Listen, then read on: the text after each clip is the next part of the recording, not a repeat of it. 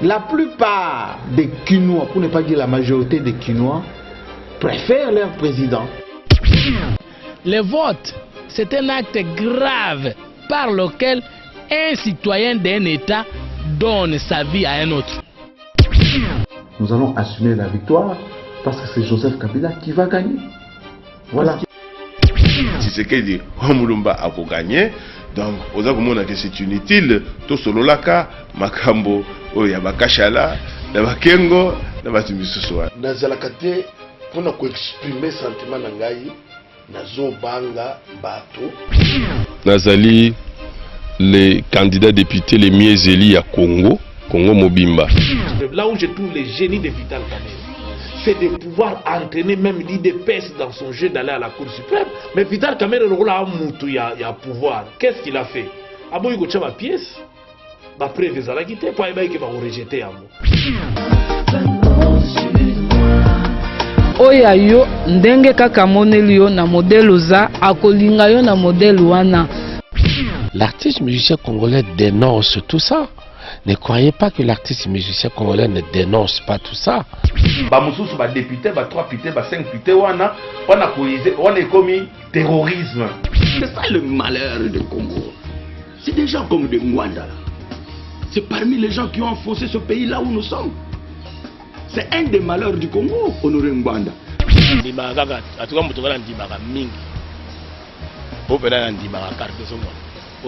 Docteur spirituel na ngayo ba Didi Kinwani banani rien na ndima bango ja même Didi Kinwani na ndima rete bilon bondi ma ko bilon mo na ngala ndima rete pour la loi yo leke na la leki musika pour ngala mbongo ngala patron ya jeté ngala patron Naibi bango très bien Naibi bango bien. Félix Tshisekedi na olubenganisa na parlement pazo ko sabino azogalar bozana Félix Tshisekedi mona ya Tshisekedi combattant va venir le changement adamagalar nangana yoka ki apesa ngo atane kol mo mbujimai. Et la diaspora a toute sa place, mais je parle de la diaspora responsable, je ne parle pas de combattant.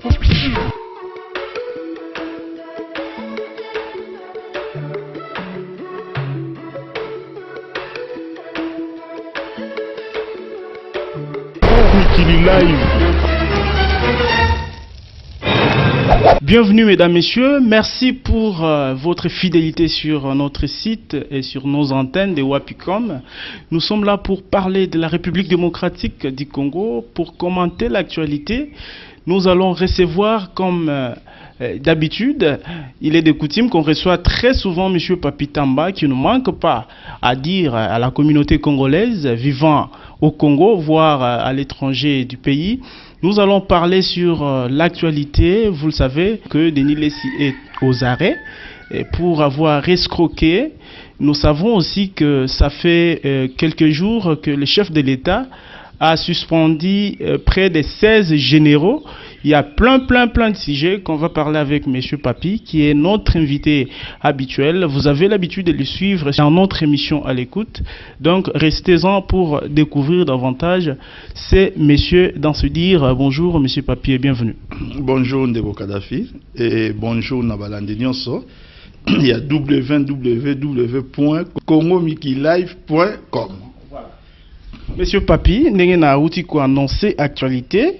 Mais toko kota na non actualité wana te sans que olongo la curiosité oeza na misu na ngato na mémoire na ngate. Après avoir réfléchi voyage à Etienne Tshisekedi, Afrique du Sud, vous avez pu publier quelque chose sur le mur et à Facebook nayo comme quoi Etienne Tshisekedi a reçu la propos moko politique te et asenga ki eloko te azana besoin eloko te lelo chose curieuse parce que na parti na ye elobama ki que Etienne Tshisekedi fallait ki aloba quelque chose na opinion to mona ki ndenga yela ki encadré par la police ti lelo azo sala pe déclaration te rien ne se dit dans sens wana. Est-ce qu'on peut croire en ces jours que vous marchez des mèches avec Etienne Tshisekedi, M. Papi? Ndeko Kadhafi, yo voza wa moi songi vraiment. Na moni osa lelo émission tout na ba question comme na iPad. O eza jouer toni. Non, parce que tout le monde qui batoua, bandeko na biso, bafanda pourtant na poto, yebi ndenge iPad des outils à travail. Maintenant, mon égard raïs na iPad, babi que non, sur le pays, mais il y a zobé tabagé. Ce n'est pas ainsi. Je me suis pas s'il vous plaît. Épargnez-nous de ça. Idée est linga attend na moni pose tout na question. Autour na on peut na iPad, c'est pour dire que ça m'a embelé. Pour revenir na papa na biso Tshisekedi Domino Etienne, les gens doivent s'approprier na été. Ah papa na biso nyonso. Mon père wana. Ba génération ba oyo ba yebi masolo na biso indépendance. Oh ba passa bana 1960. De wasu mingi te leo na vie. Lelo ba tika ba papa Kizenga. Toza ba papa Tshisekedi. Donc à un moment, il faut ba papa ba comme na niveau à moni que nous avons quelque chose à léguer na bana. Tant que sous na ba conflit na bana te. Ce qui mutu à comprendre. Peu ozo mona ba acte wana. Ba faciliter les tâches. Na répétera toujours que toluka tozala plus Tshisekediste que Tshisekedité. Autant le bango tout à l'heure, je n'irai pas au-delà. Na loba ki yango effectivement. Mais eloko etinda ki ngana loba yango, ba Congolais ba yeba, ce n'est pas que opona osala polémique, non. Papa qui Afrique du Sud. Akeine naturellement. Kaka bato ba messana lokuta. Ba bandi, o aki Afrique du Sud pona boye. O azana nzela Addis Abeba. Na prévenir bango. Moni ka un moment pona ko yebisa bato ke non. Botika ba polémique wana oyeka kopesa vérité mais ça qui vérité te pona kotia polémique papa zongi bino boke ko yamba e oyeko no yamba leader ya opposition aye bokum ke na ba banderole président Eli est-ce que ye na munoko na ye abina bino boya ko yamba ngai président Eli un certain mois en mars 2013 na niveau RDC donc aux ala plus Tshisekedi c'est que Tshisekedi et ali bien mingité. Papa na biso Tshisekedi azali batu oyo bayebi masolo ya indépendance ambo to ça a besoin de ba héritage na bango. Oui, mais la réponse claire à ma question c'est que en ces jours monsieur Papi ou le pouvoir ya RDC ezotambola des mèches na Etienne Tshisekedi parce que on constate que Makambo Lobaki c'est ce qui se passe, il ne parle pas. Non, Ndeko Kadhafi ngai naza Joseph Kabila te. Naza pe papa na biso Etienne Tshisekedi te. Soki lelo bango mibale ba sololaka moyena ye bango ezate soki ba sololaka te moyen pe na ye bango ezate nga na lobi na ngai kaka na sali option na ngai batu ba zelate ke ngai l'humble aimable et serviable le papi Tamba na ya ko chrétien papa na biso oyo afandi na ye oyo bokomi déjà kotambola des mèches te na lobi te to tamboli des mèches na lobi yango te kolinga batu bazolanda ngai bino bato Congo Mikili live bolanda ngai boyoki bien que na lobby te que tozo tambola na papa Tshisekedi des mèches na lobby seulement que nazana besoin ya oya yebi ou encore vous vous êtes compris parce que dans une de mes émissions olobaki que Etienne Tshisekedi juriste de son état il n'a rien à laisser à ba Congolais si ce n'est que ba intox ba bagarre bitumba tout ça. Une fois je me rappelle tout ça la émission na yo olobaki ata archive moko ata livre moko a komaté c'est pourquoi mener investigation na ngai na reposer aux questions ana Ndeko Kadhafi yo za suka yo na lobaki te ke papa na biso ndenge za place wana ka yebi eloko te na bine ka komaté ezali vérité peut-être na minute azo préparer ba mémoire na ebité na bine ka komaté mais omoni Amadou Ampateba alobayi que na kati Afrique si un vieillard meurt c'est toute une bibliothèque qui se consume donc pour na ngai ndenge za place wana attention papa comment quitter j'aurais aimé à comment le rôle de comité je me dis que bon même si de façon directe même de façon indirecte tout ça na posa tu ma solo belé pas auto tanga ba belge ba comment biloko belé mais bazaki ba acteur ya ba époque wana botika biso a papa na biso mon le roi papa Kizenga na minute afanda papa Kizenga batu mingi bakenda razo te ya bango pas expliquer bango masolo mboka ndeni nezalaki parti des okonier ko fonctionner papa Kizenga ndenge za place wana atika iloko la nakobenga lokola monument na niveau parti na ye, mais oyoka te o papa kizenga ye wana telemi akei par exemple manifestation mo akotelema soki contre nani te. Hein? Papa na biso matobo salangote. Papa auto pelisa soki 80 bougies hein. 80 bougies. Néo Kadhafi. Moni ba ne loka Félix, ba âge na biso.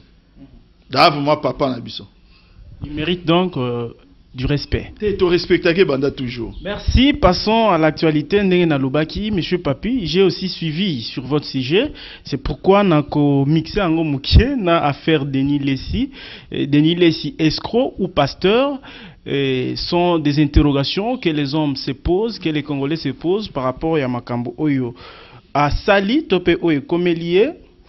Na sujet na yo, vidéo moko pasteur moko que j'étais encore son nom en Afrique du Sud pour nazalaka toujours l'internet à lobby yope otantaki ko corrompre ye.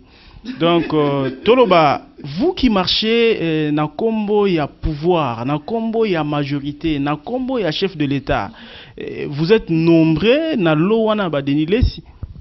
Oyebi, ce sont des histoires qui font rire. Ça me rappelle encore l'Antiquité. Bakiza Socrate. Par que on Socrate bakize à corrompre jeunesse. Na corrompre jeunesse te pour on peut ça bon. Avec une idéologie. A réveiller bango. A le makambo belé. Bakize. Je ne peux pas comprendre une chose.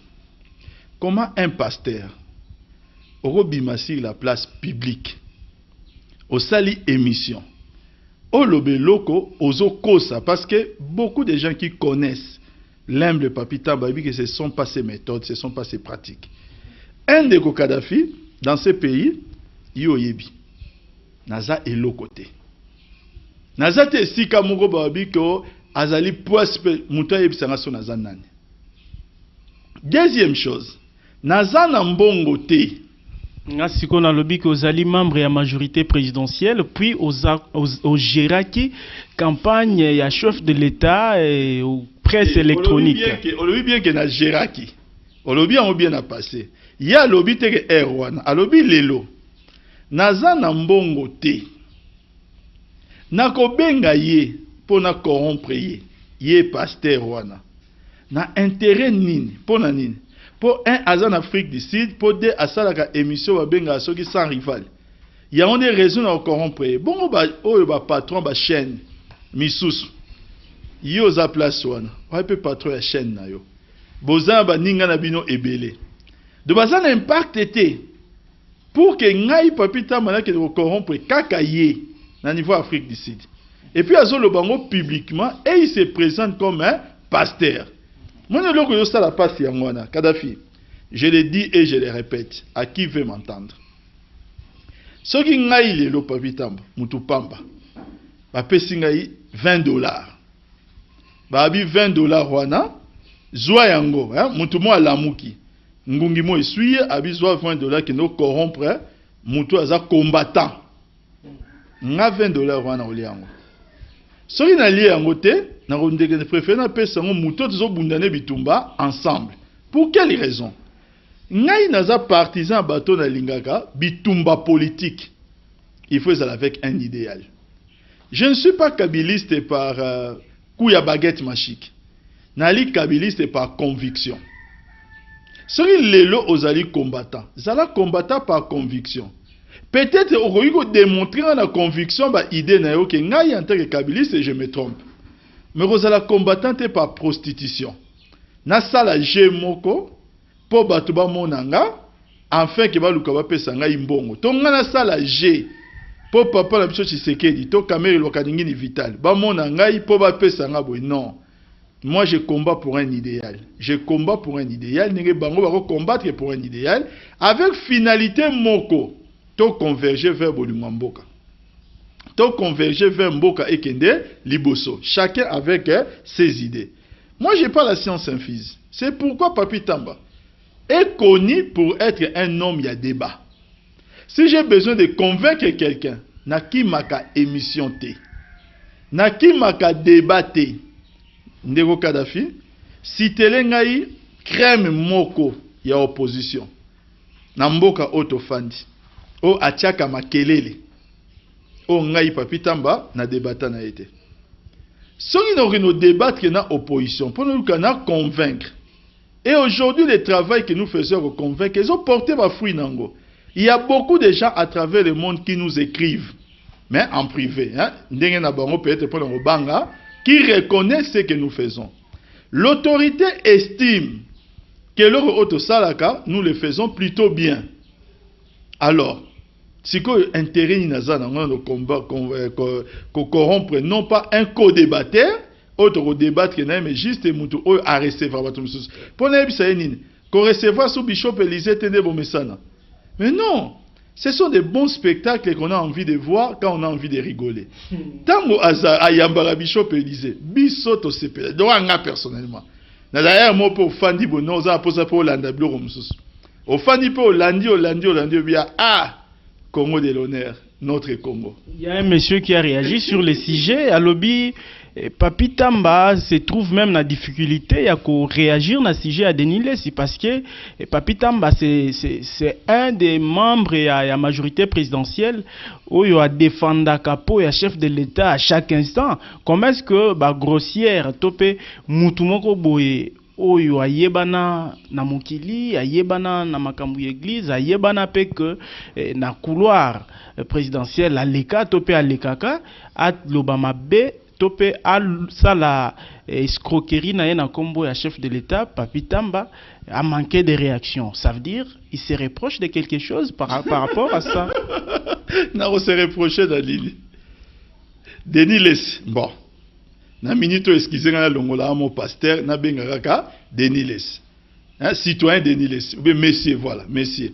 Évêque président. Bon, na minute na biga monsieur Denis Lessi. To yibanité. To solo la kate. Na koma complice de makamnae et bandi ndengeni. Mais nous devons apprendre une chose na mboka quand un dossier est comme un dossier judiciaire. Les autorités habilitées, entre autres, Mokonja Police à Villa Kinshasa, ils substituent, c'est-à-dire à remplacer parquet pour présenter les faits. Entre autres, le ministre de l'Intérieur. Tant va présenter les faits. Et l'ongoli, présomption d'innocence, il y a M. Denis Lessété. Dans la minute, on a le droit à organiser défense, vérité judiciaire et après condamnation et condamnation définitive. Ça veut dire même si la condamnation est bimine à première instance, ce que ça lui appelle, tu refais d'atozela. Si ceux qui t'ont épuisé va voir des recours. Tu sais comment la condamnation est commise définitive. Là, nous aurons à commenter. N'a ça la politique, c'est le quoi aventurier. C'est-à-dire, au lobara pour la ça, il y a go loba. Si on go loba, c'est go peser mon nom. De l'homme, M. Denis Lessété, il est en difficulté et j'apprends comme tout le monde que il y a une bande d'abattus. Il faut escroquer Moutou. Mais nous doit apprendre de la même manière. Qu'est-ce que nous faisons? Nous regardons le déroulement des événements. C'est qu'on a salinine. Si on a le déroulement des événements, et comme si on a commis complice à Denis Lessi. Des cadafité politique. Et à Moussala. Sur ce sujet, ils ont à moins cher de poule, il y a autant le comportement et la politique congolais, parce que les présumés corrupteurs fut aussi ministre. Azali pe moko ya majorité parce que Aza ya parti Palou est parti moko ya majorité présidentielle.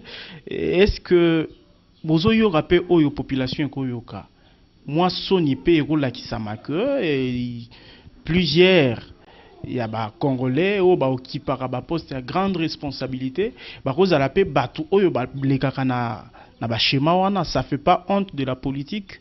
Non, bah fait tel qu'ils allaient présenter. Je dis bien tel qu'ils ont présenté, nous attendons jugement définitif. Mais si je peux me permettre, il y a Roloba par rapport à ça, tel que les faits sont présentés, c'est clair que ce sont des choses qui doivent interpeller, continuer à interpeller. Moi, je pense que Kouassime fonction, Kouassime poste, il faut qu'ils pour la compétence. Je crois que ceux qui montent, ils sont compétents. Ozoye bakena sala ka musala nangai ozana besoin ba pratique wana te ozana tina nangoto moni ngane na zawa ndeko Kadhafi lelo je vais exagérer, je vais dire que Zoé Kabila pour aller ka chef de l'État ayeko monanga j'exagère Ce qui ne fera jamais puisque ça a besoin, il y a mon bon on a mukete wa $20 wana. Soka ya abi que non Papi Tamba pesa moi $15 na $20 aux anango na commission ministre. Na monango insensé. Na monango vraiment insensé pe na sala yango te. Pour une simple et bonne raison.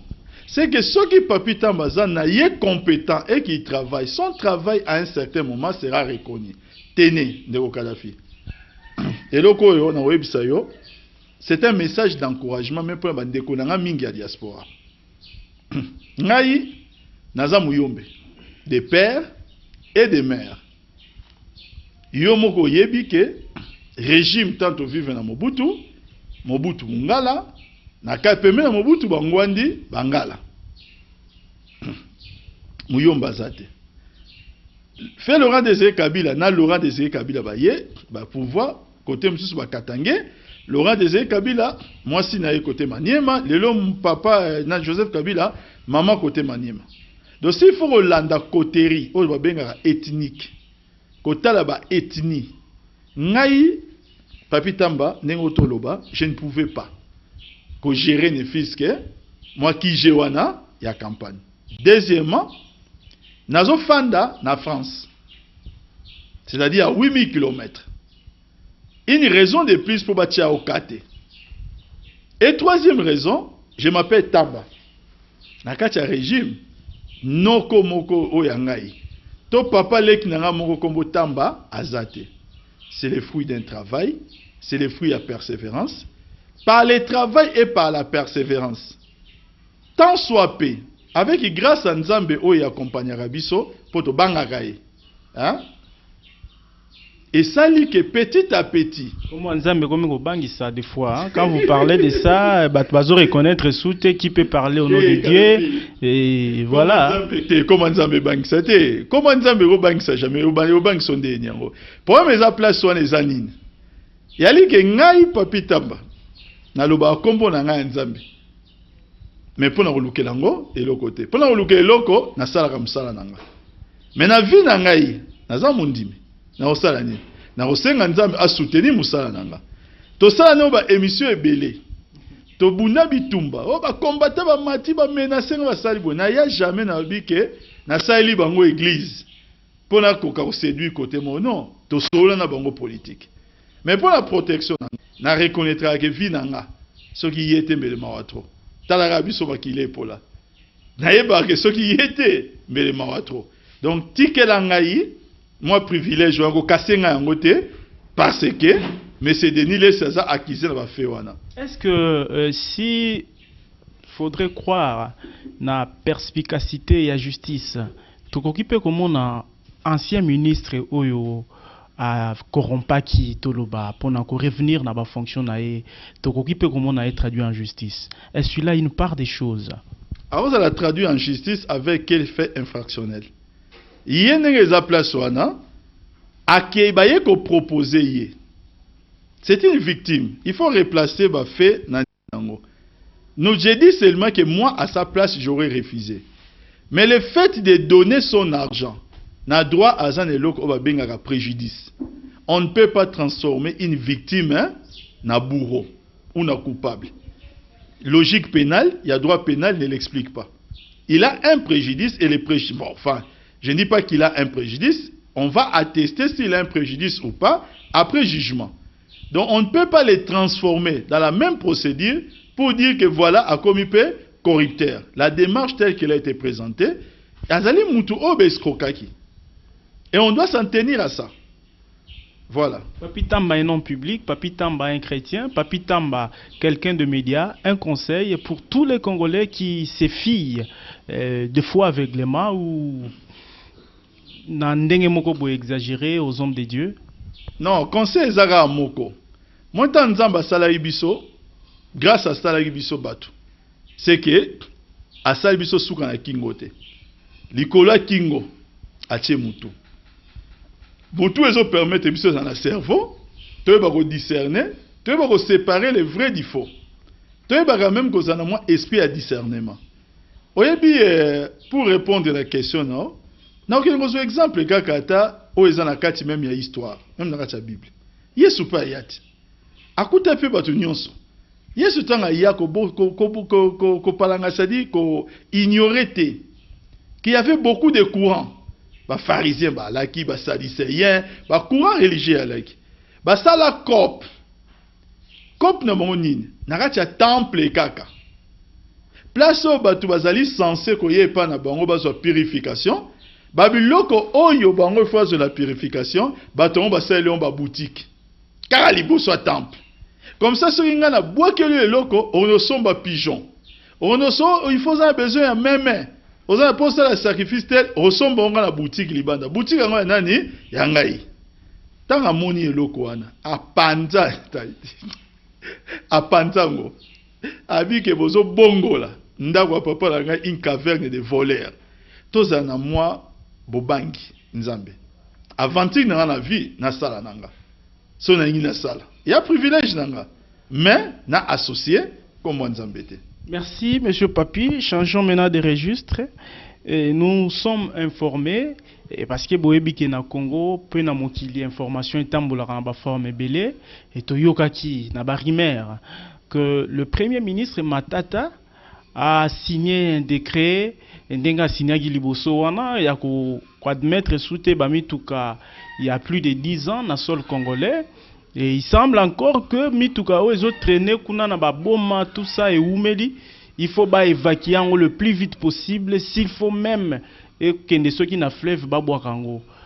Ba mesure moko ba analyste belé bazo trouver en impopulaire, mais toujours applaudi par la majorité. Non, Kolobatek applaudi par la majorité. Je pense que j'ai eu à plusieurs fois occasion il y a s'expliquer ce que lokoana. N'a répété parce que moi je garde ma direction. N'a répété ce que j'ai toujours dit. Que décision en soi, dans la logique et politique à modernisation, au chef de l'État, décision en soi, ils ont embêté. Bambo comme ça, vous pouvez trouver des solutions à ça, parce que dans un système méta intense, il y a un contrôle technique. Motuka en France, et l'équipe contrôle technique et rotambolate. Or, Motuka en France, et l'équipe contrôle technique et rotambolate en RDC. Ça, c'est déjà un premier point. Ça, il y a une décision à m'embêter. Sauf qu'il y a une poto. Au moins, que bisika msous bazo teka motuka, motuko accidenté wana. Ba voyez biso clairement que motuka o soko sombi et ça a droit au temple en France te. Ba bi que poubelle les alliés Afrique et qu'en Afrique. Or nous voulons moderniser notre pays. Ba bi te que longo place on que de Chine, to que de Inde. Ba bi ya Afrique. Et na rati Afrique, RDC en akati. Les pays moussous ont essayé de trouver des solutions. Mais modernité, on va moderniser, on va moderniser. Kaka makambu ya likolo. Eh, Néo Kadhafi, na répondre yo, mais na ngi amalgame éthique la tena makambu oyo yaba mituka. Siko le mabe ezali wapi. Mabe ezali que décision ngo ezwami na kati ya incompréhension ya peuple. Absence de pédagogie. Il y a expliquer peuple. Peuple sa moratoire. Il y a batunion soba se préparer. Bon, lui, par exemple, que voilà, d'ici 2014, d'ici 2015, tous en a 2 ans, tous en a 3 ans. Bon, mettre en place, le gars, boyebi keze, le gars, touché mingi diaspora. Et que diaspora a contribué largement à mitukawana. Mutunion so et le oye a comprenaka. Muta sala ango facilement. Mais ça, muta comprendre était. C'est que moi, je déplore dans cette mesure, ce n'est pas la mesure en elle-même, c'est la méthode utilisée, plus absence, il y a pédagogie. Bon, maintenant, il est vrai qu'il y a Azwa qui a arrêté wana, mais après cela, Vindenge Batuming va se plaigner qui n'a quoi avoué yo. Je suis dans les lots des gens qui ont intervenu. Tomega iko sala nyonso to intervenir, ministre des transports, ministre de l'économie, na ministre des finances, bazwa ki arrêter mon repona ko proroger yango. Ba il va pesi moi moratoire, ti ba ba ki faut à la fin, il faut en avril. Le reste c'est en avril. Les démarches sont en train d'être menées pour que ba projet yango lisusu. Mais c'est qui est avec un impact positif. C'est qu'au moins l'information et pas la diaspora, et si elle est qui un jour, on va finir par mettre un terme à ça. Mais il faut leur laisser le temps. Yozo soit arrêté. Pendant ce temps-là, Moutoumoro parfois a eu crédit na poto. Amitié jamo tuka na mai. Ou a sali programme que na sombi 4 mituka oyo. Reversement nango et qu'on permette de rembourser un crédit nangai et aucun mois prochain. Bouffe, mesure et quoi. Elle se retrouve avec mituka na poto et au tamboulate ça le transport nga ça là. Ça pouvait aider la population. Ça crée une incompréhension inutile. Donc, c'est-à-dire, l'arrêté était pris, mais il y avait quand même, conscience moko et accompagné qui est pour que, selon un moratoire, et je suis persuadé que on va encore les proroger. 16 généraux suspendus, ça c'est quel langage? Non, c'est le langage, il y a, soit bien à sanction. Il y a eu le langage, soit bien à responsabilité. Dans la vie, ce qui était quand même dramatique, ou qui est encore dramatique dans la RDC, il y a une notion à responsabilité. Les gens ne veulent pas être responsables de leurs actes. Lélo, par exemple, Torofan Nangaïna yo, Toki que non, Moutoumon Boumboule Betaki, Moutakufi. Akufi pour la nini, Mboule tout le temps courant moko na balabala, courant boyo, oyoka masolongote. Et là, quand dengue on a Moutakufi, Akufi na yeba ke bakundi, il n'y a pas un responsable. Mboke rosa la dengue on a te. Il faut Moutakufi, l'enquête doit déterminer les circonstances et l'IOA. C'est un mort naturel, Akufi comment? Qui est responsable? Il y a au moins un agent qui doit être responsable, il y a au moins une entreprise, il y a au moins peut-être un voleur, il y a au moins n'importe qui. Mais il faut tout assumer. Lorsque vous nommez un général, n'a pas sa responsabilité. Aux alliés n'a servi, aux alliés plus être soit pour na commandement des troupes et pour la vigilance. Des Kadhafi partout au monde. Lorsque la ville a minenne, il allait attaquer brusquement. Il allait faut citer un moutou. Mais on va dire qu'il y avait un manque de vigilance. Il faut s'expliquer. Il faut qu'il y ait des sanctions. États-Unis ils allaient attaquer. Bafandiga bou avion Ben Laden et ils ont attaqué Batour Jimel. Et ça a été un problème aux États-Unis. Il fallait s'expliquer. Ce n'est pas que Bango doit salir qui va attaquer. Et à la fin, ça peut déboucher sur des sanctions. C'est ça la nouvelle philosophie. Oh, il faut te voir au côté de Mboka Nabiso. Ce pays doit changer. On peut croire que l'impunité est aussi là? Non, mais attendez. Ne disons pas qu'on peut croire. Croyons. Et ça, ne soit impunité. Il y a une question, il y a sanction lorsqu'on faute. Je suis le premier à accepter l'idée à sanction. Ceux qui l'élo, par exemple, là, en tout cas, Papitamba, au moins un réseau internet. Vous avez la responsabilité. Responsabilité, non, voilà. Ngai sikoyo. Et lorsque on va passer comme objectif, je n'atteins même pas 2%. Mais à la fin, je dois accepter même moi-même déjà des motos sanctionnées, ne serait-ce pas une démission. Ça, c'est très important. Mais, il n'y a pas de sanction aussi. Parce que j'estime que j'ai fait bien mon travail. Bosco Tanganda, dans ces pays,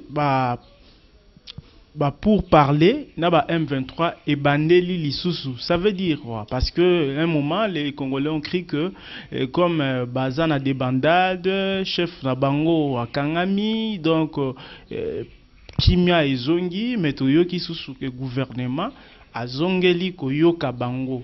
Wana langage ou tozoyo kapana bino batu ya majorité au lieu de continuer à coopérer. Oui, puis et le comme ça ngane au Kadhafi. La répétant toujours dans le bac politique paix et amsala. So ngo lobelango, et ça permis mais yekola. N'habite go yekola veut dire que no sala classe. Yekola ga politique, go yekola ngope. Mablo ko nyonso yo kezo kamisa ngai. Tant pour parler à campagne les bandits. Position gouvernement congolais zala qui koni. Balobi que non voilà 80% d'accord. Et plutôt bon respecter d'accord le 23 mars. Na Sénat voit autoriser la République. Ministre des Affaires étrangères. Alors que nous avons respecté au moins 80% d'accord. 20% au etikali c'est une question d'aménagement. Yamaka mususuana. Tobito okende to yoka bango to évaluer. To comme kuna M23 contre Mir, bakoki ko l'accepter eloko oyo bakoki ko sala nini. To za batu to kimate, loka batu mo balaki na table, batu mo bakimi. Aujourd'hui, position gouvernement Zali Koni. Les ministres des Affaires étrangères, avec les ministres, il y a information. Son Excellence la même. Bah, lobby que les M23 doivent s'auto-détruire. Voilà, tant que Tozo Kende na Kampala, c'est pour aller leur dire, des amis, tout ce que vous voudrez, au monde de Fandi Boy, Boya qui n'est l'hôtel et l'hôtel et l'hôtel. Nous devons rendre des conclusions, bah, État et région. Nous devons prendre des conclusions. Ceux qui nous ont besoin de l'hôtel, nous, on ne va pas les dire. Mais Bisso, nous avons aussi mis en place notre stratégie où on les a bloqués à Kampala. Nous sommes partis chercher des solutions ailleurs. Kozong à Kampala, c'est pour les amener à s'auto-détruire comme mouvement ou comme branche armée. C'est-à-dire quoi? C'est d'étudier avec eux. D'abord des voies pacifiques. Comment est-ce que Bozagi M23, vous devez vous mouiller dans mouvement Moko, branche armée. Maintenant, si vous résistez, nous avons nos FARDC, nous avons la brigade d'intervention, Bozana Konjo. Mais nous devons aller leur dire ça. Toki à la table, pourquoi? Tobani me sonne aussi ici, Kadhafi. Moussala est politique et à Moussala.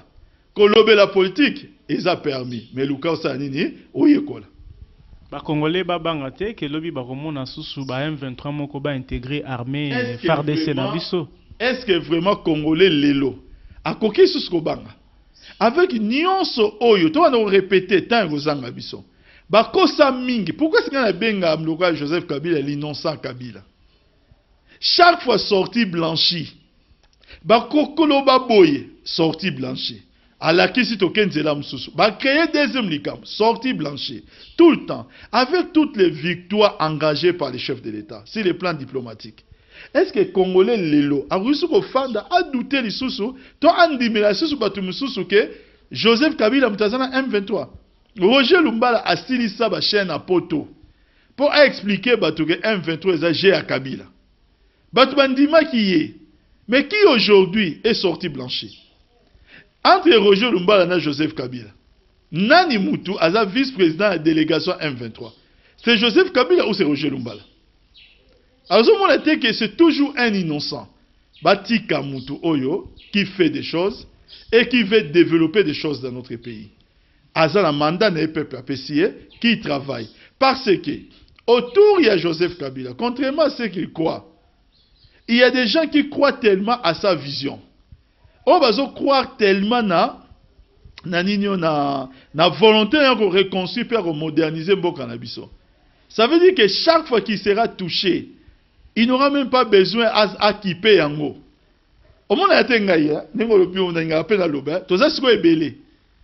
ne touche pas. Hein? Bon, touche pas à notre raïs, touche pas à notre parti.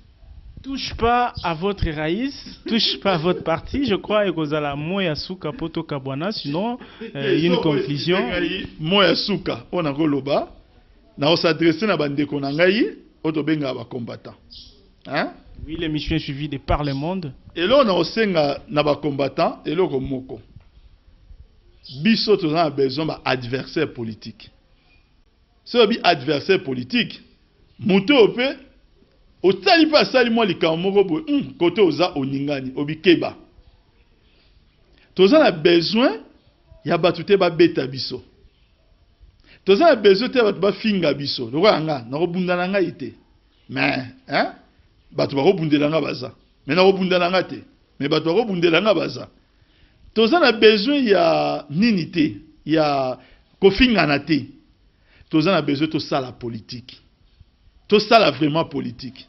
Que ça, la politique veut dire quoi? Un, nous avons un engagement, mais deux, nous avons une certaine intelligence dans la manière de faire la politique. À un moment, ce que nous avons un adversaire, et qu'adversaire, nous avons vers les bas. Parce que je considère que na lobby est loco, le droit de sali émission. J'attends une chose. Nous avons point nous aborder. Tout le monde est contredire, après c'est un argument. Et vous faire réfléchir. Mais si on a fait un commentaire, papi taba. Regardez, papi taba. Di boumouin to tobola yango. N'a pas récité ba injure nuance le bo ka ba dessiner yo. Peut-être ça leur fait plaisir. Mais pour moi, je trouve que ça ne fait pas évoluer notre politique parce que je n'ai rien appris dans ma réaction. Il y a dit que tout ça, la politique. Donc, on va commenter. Je n'ai pas la science infuse. Dans la science infuse, je peux avoir raison comme je peux avoir tort. Si je continue à site www.congomikilive.com, batali émission to sali. Bakoyi pe ko loba ke tala papi tambelo ko tel alobi non biso alterner zali boy politique comme elengi nga lobi na s'améliorer mais so to ko tala ka banjir to ba ko boma yo o ba ko beta yo luka nzela okimela soko ke yata na Inde to ko zwa yo ata na Rwanda to ko atteindre yo ba ko lobe belé ba do ba na komi rwandais ba tambenga nga tambarere nyonso c'est beau pona bango mais pona ngai na ko tala na bi bazo kitsanga kaka niveau na posa to fanda pe jour mususu ke non débat na fandi awa de technologie ezati organiser émission Skype ezali par Skype débat ba bio nini yango oh non pour la situation à RDC ndenge ezo kende boye pour une fois papi tamba débat na babe masomba babe masomba tiki bitumba monde bakoloba atiki bitumba ko sala débat politique nde yango na débat to sali des débats comme des Congolais. Donc, mon frère Mibale, lui va dire que non, voilà, Naya en tout cas, la monique yo a tort pour un point boy. T'as la biso te proposer boy. Naya peut na lobby boy tout ça. Débat n'est sur mon niveau. Mais bah pika. Débat la papitamba. Merci beaucoup, Monsieur Papi. Merci pour votre fidélité, amis internautes. Vous avez bien suivi l'analyse. Il y a Monsieur Papi Tamba à marteler sur débat naba combattant parce que c'est une émission qui est plus suivie na diaspora. Et je vous promets déjà que Tozo Sala na équipe technique na biso, Michel Nzazi, Batunyonso, Didier Nzita, Tozo meka ko organiser et ndenge nini tokoki ko sala émission oyo beaucoup participer à partir ya Bipai Bozwami na Europe, aux États-Unis voire en Afrique du Sud, un peu partout ba Congolais oyo bazali ba combattants Bipai bazali, ce qui beaucoup permettre que les cas na débat Nandeko Papi Tamba, c'est déjà un appel. Faites-vous enregistrer à travers le numéro qui est affiché. On va s'appeler pour fixer les rendez-vous. Merci pour votre fidélité. Je vous retrouve très prochainement. Merci, Monsieur Papi. Ouais, mais ça, moi.